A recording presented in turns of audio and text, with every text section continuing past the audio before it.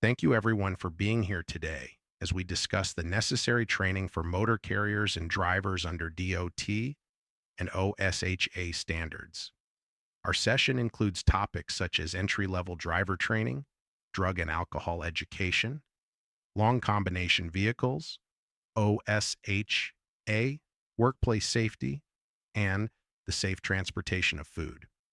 I am Scott Kester, and I have extensive 15-plus year experience in the trucking industry, having started from a dispatcher role to becoming the Director of Operations with Registration LLC. I have conducted seminars and compliance reviews across North America. Before we dive into the content, a few housekeeping notes. All participants will be on mute to reduce noise. Please type any questions into the comment box as we go along.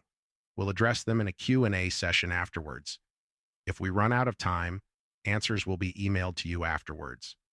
We are also recording this session, and you can expect to receive the slides and recording link via email by tomorrow morning.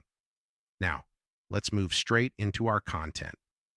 Our session today covers a significant amount of training material due to the multitude of federal safety regulations we must adhere to, including OSHA rules and the Food Safety Management Standards. Throughout this session, you'll notice references to specific rules. These are important as they relate to the training requirements. If you need further details later, you can easily look these rules up online. If you find a training area that your team hasn't yet covered, consider reaching out to our company's website, FMCSA registration.com. We have resources and experts that can assist you in staying compliant. Let's begin by understanding why this training is essential. Firstly, we have a duty to operate vehicles safely, much like the medical principle of doing no harm. This helps prevent accidents and fatalities. Secondly, we must protect our company's assets. Operating a business is about generating profit, and losing money to penalties for not meeting training requirements is avoidable. Lastly, we need to prevent litigation. In legal situations, our training records and quality will be scrutinized, and lacking documentation can weaken our defense.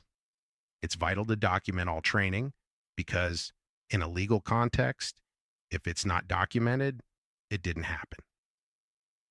Moving on to the process, we live within a system of laws and regulations. Laws are created by Congress or state legislatures and become statutes. Regulations, however, are proposed by government departments, undergo a public comment period, and become part of the regulatory code once finalized.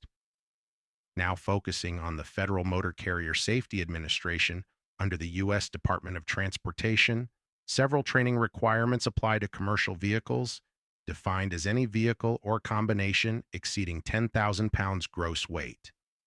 These rules are relevant for interstate commerce, and most states adopt similar regulations for interstate operations. The training for long combination vehicles, which are two or more trailers with an actual weight over 80,000 pounds, requires both classroom and behind-the-wheel instruction. Trainers should have at least 2 years of experience driving such vehicles. Entry-level drivers with less than a year of holding a CDL must receive training on driver qualifications, hours of service, health and wellness, and the OSHA whistleblower law. Supervisors of CDL drivers need training to recognize signs of substance or alcohol misuse. Although not mandatory for drivers, it's important they receive related information to identify potential issues among peers. Every employer and driver involved with commercial vehicles must understand and comply with applicable regulations, implying the need for training. While some companies simply provide a regulation manual, formal training sessions with records are advisable, especially if legal scrutiny arises. For those handling hazardous materials, specific training is required every 3 years, covering general awareness, security, function-specific tasks, and safety rules.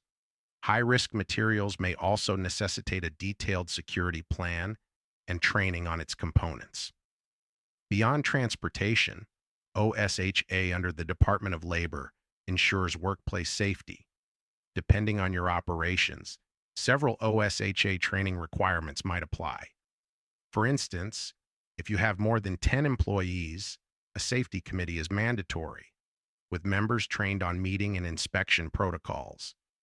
If you need assistance or specific training materials, FMCSA registration is equipped to support your compliance needs.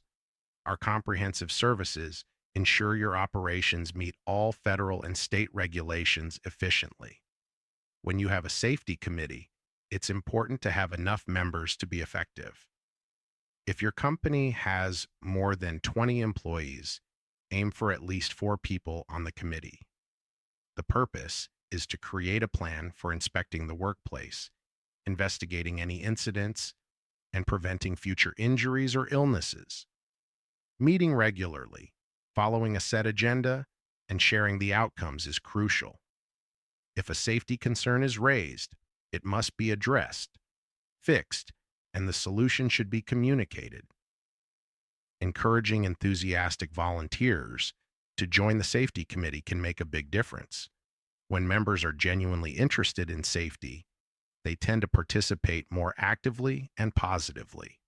Over the years, we've observed that when an issue is reported to the safety committee, effective resolution often prevents further injuries. Hazard communication can be a bit confusing. We sometimes mix it up with hazardous materials, but it's different. Hazard communication involves OSHA's regulations concerning any hazardous chemicals within the workplace that employees might be exposed to. Not all hazardous chemicals are hazardous materials. Employees must receive training in hazard communication, which includes understanding the risks and how to manage them. A comprehensive program involves listing all chemicals present, maintaining a written hazard communication plan, and training employees to use safety data sheets. Training guidelines have evolved, especially with the introduction of global harmonization, which standardizes training using labels and pictograms. The length of training sessions depends on the number of chemicals and employees. It's crucial to repeat training when new chemicals or hazards are introduced. In the trucking industry, while warehouse and maintenance staff are trained, truck drivers often miss out. However, they too are exposed to various chemicals, like motor oil and diesel fuel, and should be trained accordingly. Recording accidents and illnesses is another area with specific training requirements. If you're responsible for this task, it's vital to understand the recording procedures as outlined in OSHA's standards. If your industry requires an emergency action plan due to risks like fires or explosions, you need to create and train for it. Such plans should cover rescue operations, medical duties, evacuation procedures, and ensuring everyone's accounted for afterward. While not mandatory for all, it's wise to have a plan ready in case OSHA inspects your workplace. Training on fire extinguishers is often overlooked, but essential. Employees need to know how to operate them correctly. This means aiming at the base of the fire, not the flames. This training should be conducted annually and documented. It's a good idea to extend this training to family members at home, as local fire departments often offer such resources. OSHA standard may also require a detailed fire prevention plan, especially if there are significant fire hazards at your workplace. This involves listing hazards, safe handling and storage of materials, and documenting available fire protection equipment. Your local fire department can assist in developing this plan and provide training materials. Lockout, tagout procedures are necessary in places like truck maintenance shops where machinery might store energy. Employees need to know how to safely disable these machines during maintenance to prevent accidents. This is another area where training is often missed, but crucial. HAZWOPER is an acronym that stands for Hazardous Waste Operations and Emergency Response. HAZWOPER training is for dealing with hazardous waste operations and emergency responses. It involves different training levels based on responsibility. Anyone potentially exposed to hazardous spills must have first responder awareness training, which includes recognizing risks and calling for help. Those with hazardous materials and hazard communication training should already have this knowledge. More advanced training is required for those directly involved in cleanup operations. Slips, trips, and falls are common workplace injuries, though no specific training rule exists. These incidents can be severe, and training should include ladder safety and awareness of uneven surfaces. Safety committees should regularly inspect the workplace to address these risks. First aid and CPR training are necessary if medical help isn't nearby. Someone on site should be trained and retrained every 2 years. This training is crucial if there are children around, as infant CPR might be needed.